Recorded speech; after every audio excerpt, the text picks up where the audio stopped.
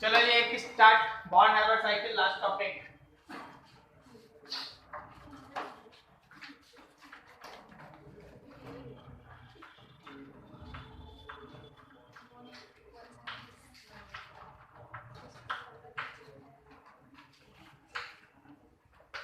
Bond never cycle कोई भी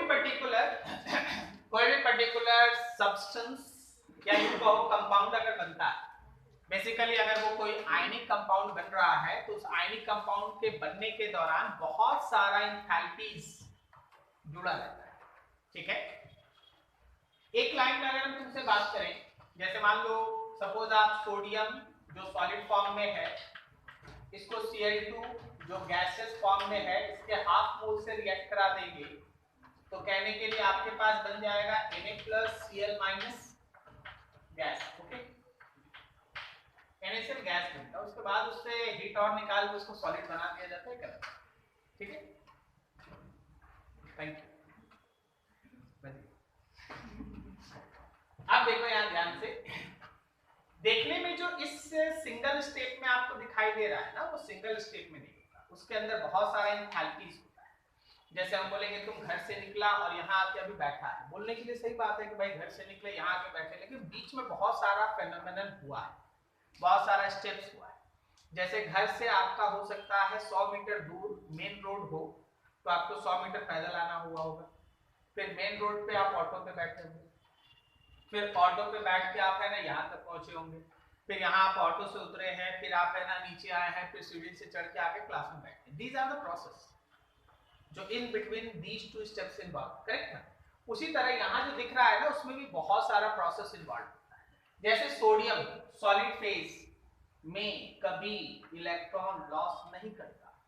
sodium मत बोलो, कोई भी सब्सटेंस सॉलिड फेज में थोड़ी ना इलेक्ट्रॉन लॉस करता है।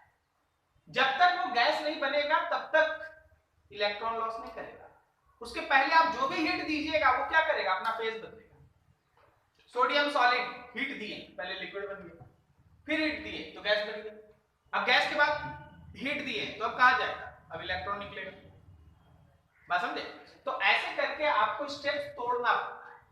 सोडियम सॉलिड से बदल दो सोडियम लिक्विड, तो यहां जो हमको 1 मोल का हम बात करें तो जो हमको, अच्छा देखिए एंथैल्पी का साइन दे दिए ना, तो वैसे भी डेफिनेशन इज बेस्ड ऑन पर मोल, 1 मोल नहीं आता। तो एंथैल्पी ऑफ, इसको आप कहेंगे फ्यूजन। अब लिक्विड को फिर से आप एंथैल्पी ऑफ वेपराइजेशन दे दीजिए तो क्या ये बन जाएगा, सोडियम गैस। इस सोडियम गैस को फिर से आप आयोनाइजेशन एनर्जी के बराबर एनर्जी दे दीजिए तो क्या ये बन जाएगा Na+ गैस। समझा? कोई दिक्कत नहीं समझने में, एक इलेक्ट्रॉन निकला आयोनाइजेशन एनर्जी। अब आप Cl2 लीजिए भाई, Cl2 को पहले Cl गैस में बदलिए। आप बताइए तो यहाँ क्या हुआ,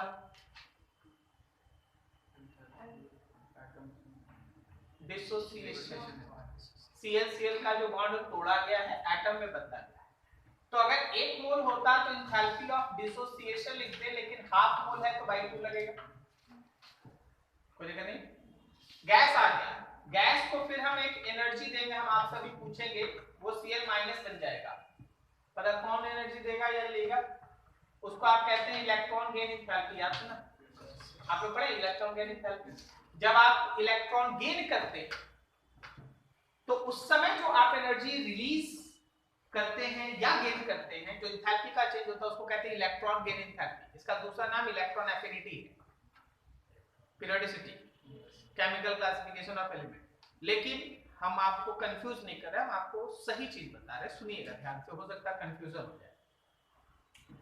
इलेक्ट्रॉन एफिनिटी और इलेक्ट्रॉन गेन एंथैल्पी दो अलग चीज। इलेक्ट्रॉन एफिनिटी है कि हाँ हम कितना इलेक्ट्रॉन लेना चाहते,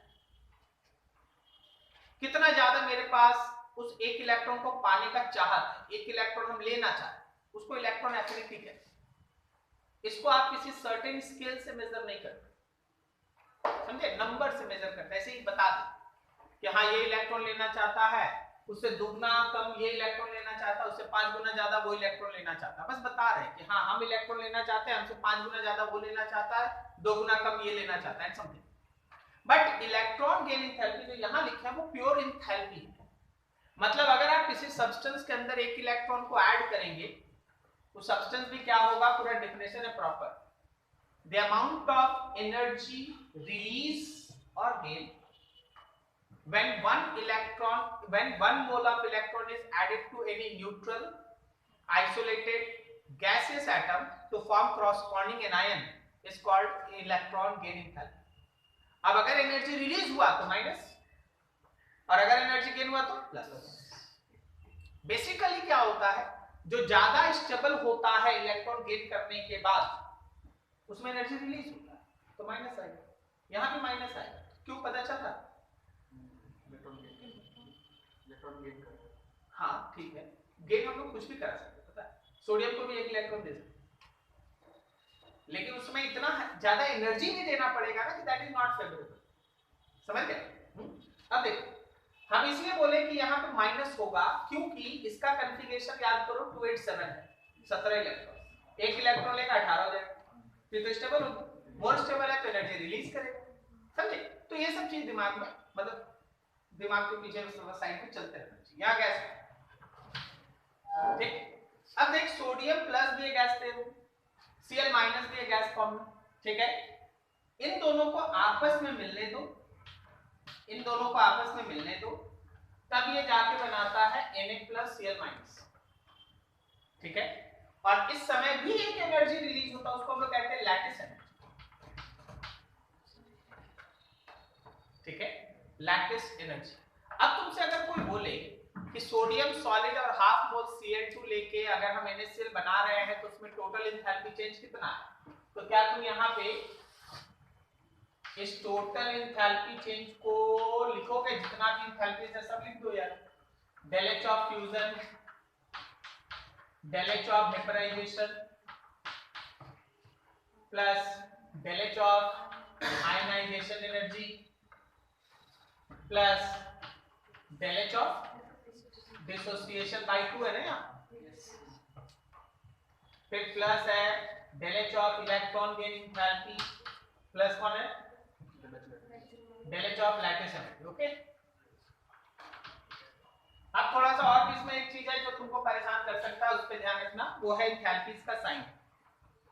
एंथैल्पीज का साइन, फ्यूजन, सॉलिड को लिक्विड बनाओगे तो बताओ हीट दोगे या वहां से हीट रिलीज होगा? आप देंगे। अगर आप देंगे तो क्या ये पॉजिटिव होगा? क्या वेपराइजेशन भी पॉजिटिव होगा? क्या आयनाइजेशन एनर्जी भी पॉजिटिव होगा? पता चल रहा हम क्या बोल रहे हैं? आयनाइजेशन एनर्जी मतलब इलेक्ट्रॉन निकालने के लिए आपको एनर्जी देना पड़ेगा, तो आप दीजिएगा तो प्लस ही हो। डिसोसिएशन तोड़ने के लिए भी तो देना होगा ना। इलेक्ट्रॉन गेन एंथैल्पी ये नेगेटिव पॉजिटिव कुछ भी हो सकता है, नेगेटिव पॉजिटिव कुछ भी हो सकता है, बट बेसिकली नेगेटिव है, लैटिस नेगेटिव। अब देख भाई, जब इन सबको जोड़ेगा, जब इन सबको आप जोड़ेंगे तो answer can be plus can be minus हो सकता है, ठीक है।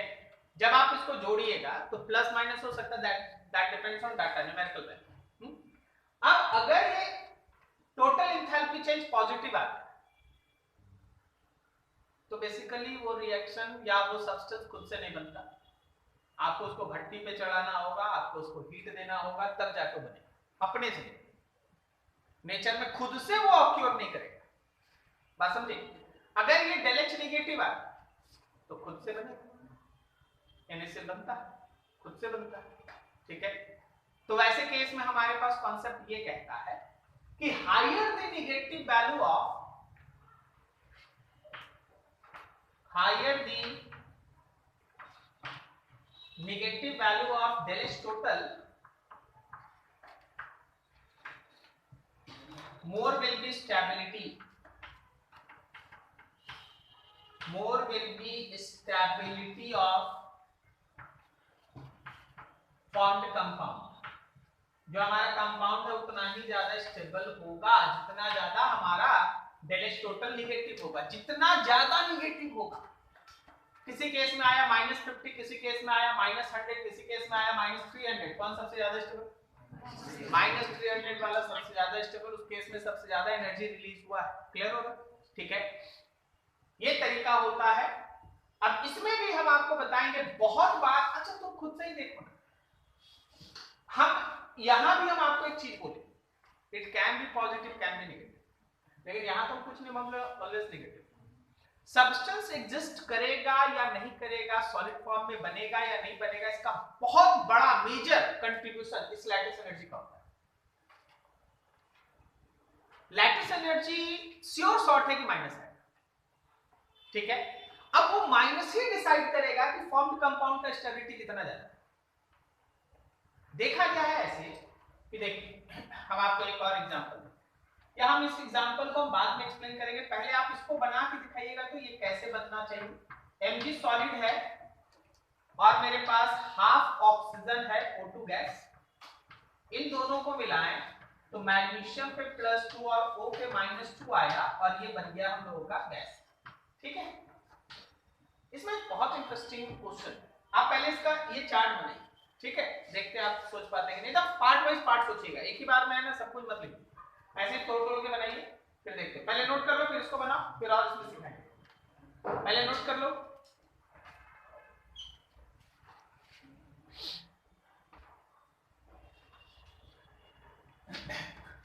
देखिए मैग्नीशियम सॉलिड,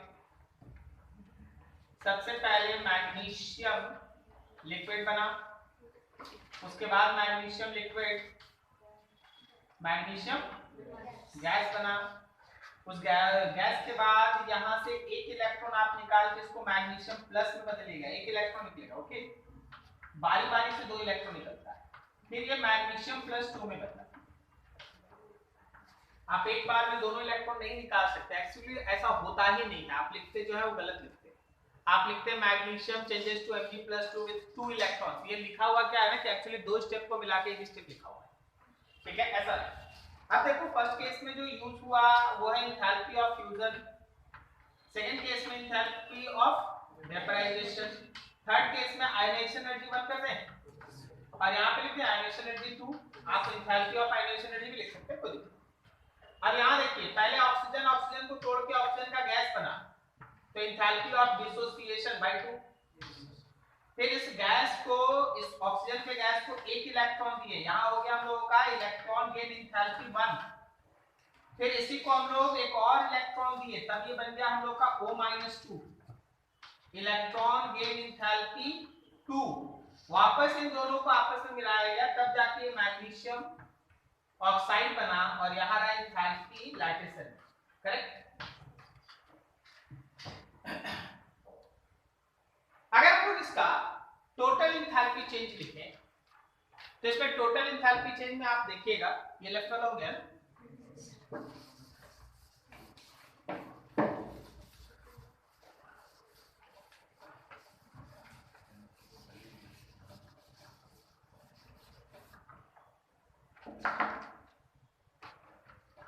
अगर आप डेलेस टोटल लिखेंगे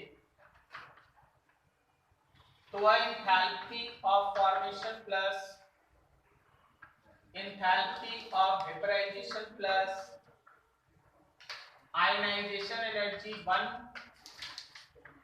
ionization energy 2 plus enthalpy of dissociation by 2 plus electron gain enthalpy 1 plus electron gain enthalpy 2 plus enthalpy of lattice, ठीक है ना। साइन भी दे देते हैं ताकि बातों को अच्छे से क्लियर कट बताया जा सके, बोला जा सके कुछ। ये प्लस होगा, ये भी प्लस होगा, ये भी प्लस होगा, ये भी प्लस होगा, ये भी प्लस होगा, ये भी प्लस होगा, प्लस नहीं, ये वाला होगा माइनस, ये वाला प्लस होगा और ये माइनस, ठीक है। अब यहां समझना है, ये जो सेकंड वाला इलेक्ट्रॉन गेन एंथैल्पी वो माइनस, सॉरी प्लस, क्यों ऐसा? A large amount of heat is required to remove one electron from cation. cation नहीं है यार, cation थोड़ी, नहीं तो एनायन पे ना बात है। इलेक्ट्रॉन गेन एंथैल्पी 2 है, इलेक्ट्रॉन गेन एंथैल्पी 2 यहाँ है, यहाँ पर देखो O- changes to O-2, O- changes to O-, यहाँ है ना इलेक्ट्रॉन गेन एंथैल्पी 2, तो इसमें कैटायन का बात कहाँ है? नथिंग, सोचो आंसर दो। बोला गया कि ये जो सेकंड इलेक्ट्रॉन गेन एंथैल्पी है वो पॉजिटिव, क्यों, जबकि यहाँ फर्स्ट वाला नेगेटिव।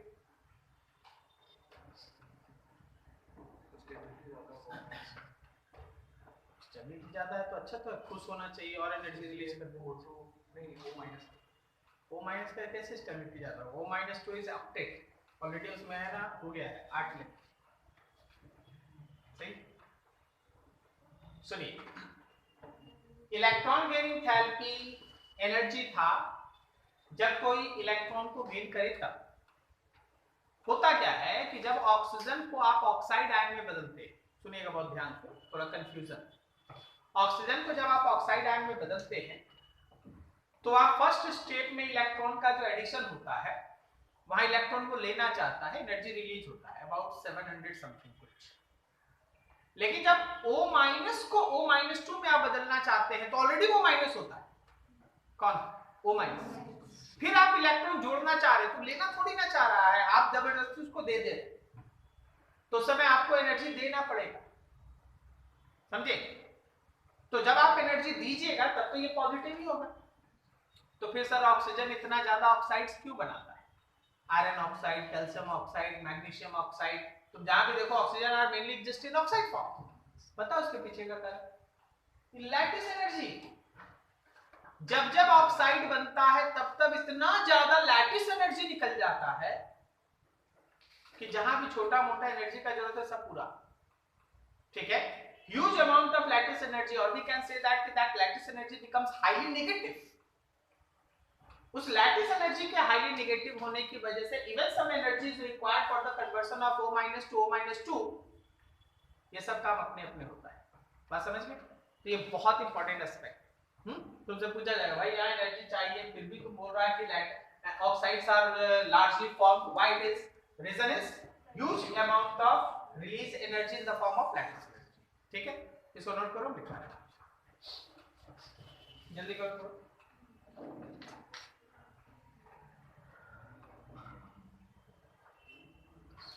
बोलो बोलो, तुम्हारे बोलने से तो पढ़ाई होगी। चलिए सब कोई लिख लीजिए, जगह छोड़ दीजिए, लिख लीजिए सब कोई।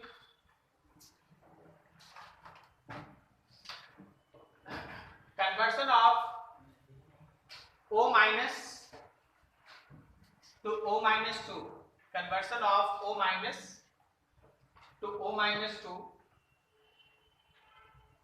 is an endothermic process. Is an endothermic process.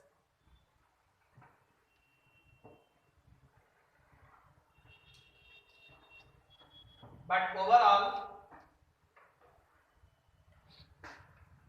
large number of stable oxides are formed. But overall, large number of stable oxides are formed due to highly negative value of